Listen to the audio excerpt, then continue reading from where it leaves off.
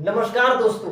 बिना computer graphics और बगैर वीएफएक्स के आखिर 90 के दशक में वो जहरीले सांप और गीध के बीच के लड़ाई की सीन की शूटिंग आखिर फिल्मों वाले कैसे करते थे।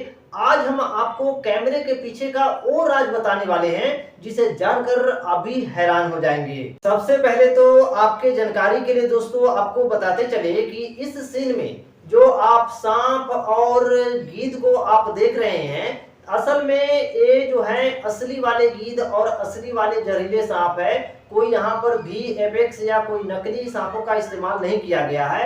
अब है कि ये सांपों के साथ आखिर लड़ाई वाले सीन की शूटिंग कैसे होती थी। दरअसल दोस्तों, लड़ाई वाले सीन की शूटिंग कैसे होती है ये जानने से पहले आपको ये जानना होगा कि ये जो सांप और गीध को देख रहे हैं, दरअसल ये सारे के सारे जानवर को जो है पहले से ही ट्रेंड करके तब जो है इसे फिल्मों में लाया जाता है। नहीं तो जरा सोचिए कि जंगलों से किसी भी सांप को या गिद्ध को पकड़ कर ले आएंगे तो वो भीड़ देखकर, कैमरे देखकर, लाइट देखकर वो क्या हो जाएगा, बेहद ही ज्यादा आक्रामक हो जाएगा और सेट पर कई तरह के हानियां हो सकती है। इसीलिए इन जानवरों को पहले ट्रेंड करके तब उनको लाया जाता है कि कैसे कैमरे के सामने में, लाइट के सामने में, शोर शराबा में कैसे शांत रहना है। इस तरह का ट्रेनिंग जो है इन जानवरों को पहले ही दे दी जाती है।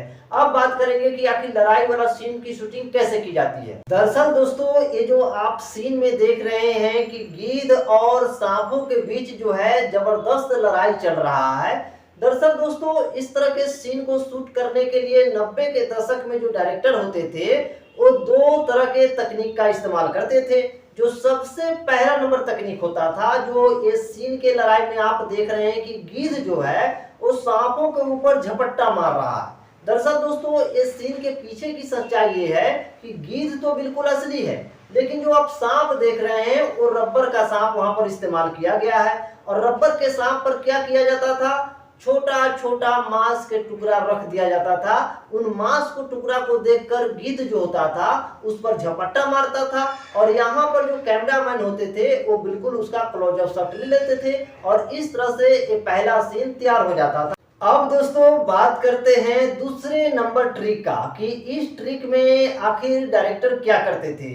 दोस्तों, इस ट्रिक में होता क्या था कि जो सपेरा होता था वो असली वाले सांपों को लाता था। लाने के बाद कैमरामैन जो होते थे उसे लकड़ी के सहारे उन सांपों को थोड़ा सा छेड़छाड़ करते थे, जिसके कारण सांप जो है बिल्कुल गुस्से में आकर फुफकारता था और कैमरामैन जो है उसका बिल्कुल क्लोजअप से शॉट ले लेते थे। अब हमने आपको जो पहले वाला ट्रिक बताया था जिसके माध्यम से गीध वाला सीन का शूटिंग हुआ था, और ये जो ट्रिक नंबर दूसरा बताया जिसके सहारे जहरीले सांप वाला सीन का शूटिंग हुआ, अब दोनों सीन को ले जाकर एक दूसरे के ऊपर जो है लैप कर दिया जाता था और इस तरह से एडिट करके आपको दिखाया जाता था कि देखने वाला को लगता था कि भैया रियल में ये सांप और गिद्ध जो है आपस में लड़ रहे हैं, जबकि इस सीन की सच्चाई क्या है आपको भी पता चल गया होगा। दोस्तों, आपको ये बताते चले कि ये जो जहरीले सांप और गीध को जो लड़ाई वाले सीन देख रहे हैं, दरअसल दोस्तों ये 1999 में बनी फिल्म देवी का सीन था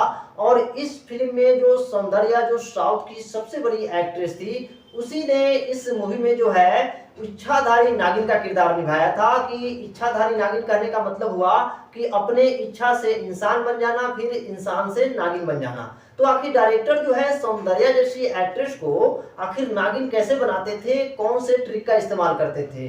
दरअसल दोस्तों, जो भी आप सांपों वाला मूवी देखते हैं, चाहे वो शेषनाग वाला मूवी हो या नगीना में श्रीदेवी को सांप बनने वाला हो या नागिन में आपने रीना राय को सांप बनते हुए देखा हो, तमाम मूवी में जो आप इंसानों को सांप बनाते हुए देखते हैं, डायरेक्टर बस एक ही ट्रिक का इस्तेमाल करते हैं। और वो ट्रिक कौन सा होता है कि एक कैमरा होता है जो फिक्स रहता है। फिक्स करने का मतलब जहां कैमरा है वहीं पर रहेगा। मान लीजिए सौंदर्या एक्ट्रेस है तो उसको यहाँ पर हम लाएंगे और सौंदर्या को कहेंगे कि आपको नागिन बनने की एक्टिंग करना है, कि इंसान से नागिन कैसे बन रही है उसका एक्टिंग करना है। वो एक्टिंग कर लेगी, उनका शॉट पूरा हो गया, हटा लेंगे। अब जो असली वाले सांप है उसको लाएंगे, कैमरा जहां के तहां खड़ा है और उसको यहाँ पर फिर से हम क्या करेंगे, शॉट ले लेंगे। लेने के बाद अब दोनों शॉट को आप और एक दूसरे के ऊपर जो है ओवरलैप कर देंगे। करने के बाद जो है एडिट करके आपको इस तरह से दिखाया जाता है जैसे सच में जो एक्ट्रेस है वो नागिन बन रही है। तो उम्मीद करते हैं कि आपको समझ में आ गया होगा कि गीध और सांपों की लड़ाई कैसे होती है, किसी भी मूवी में इंसान को सांप कैसे बनाया जाता है।